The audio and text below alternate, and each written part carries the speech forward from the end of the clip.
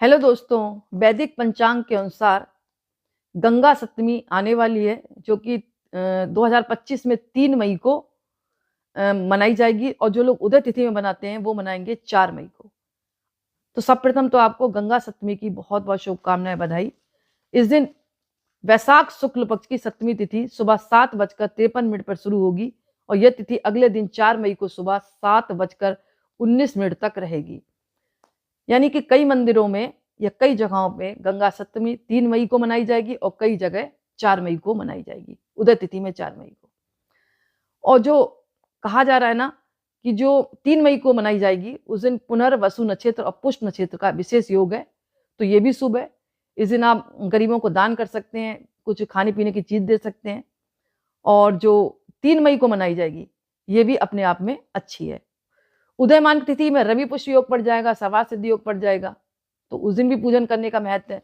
और जो मतलब एक दिन पहले करना चाहते हैं 3 मई को, तो और भी अच्छा मुहूर्त है, कोई दिक्कत नहीं, आप दोनों दिन कर सकते हैं।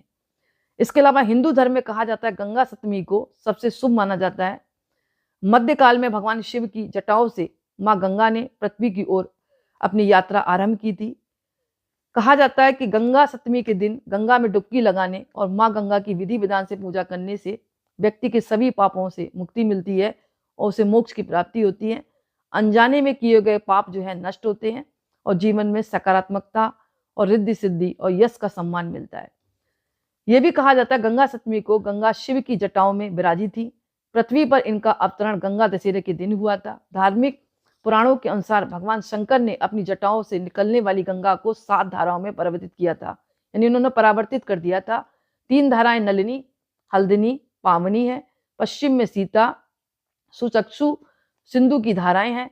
वहीं 7वीं धारा जो है, 7वीं मतलब धारा मानी गई भागीरथी। कर्म पुराण के अनुसार कहा जाता है गंगा सबसे पहले सीता, अलकनंदा, सुचतुर्भु, भद्रा के रूप में 4 धाराओं में बहती है। साथ ही स्वर्ग में मंदाकिनी, धरा पर गंगा के रूप में और पताल में भोगवती के रूप में प्रभावित हो रही हैं। इस तरह मानना है। मतलब कुल मिलाकर शंकर भगवान की जटाओं में आज के दिन वो मतलब बैठ गई थी माँ गंगा, और इनका जो अवतरण धरती पर हुआ है वो गंगा दशमी वाले दिन हुआ है। तो इस दिन जो है माँ की, भगवती की आप विधिवत पूजा करें माँ गंगा की। और तट पर जाने का सौभाग्य मिले तो दीपदान जरूर करें।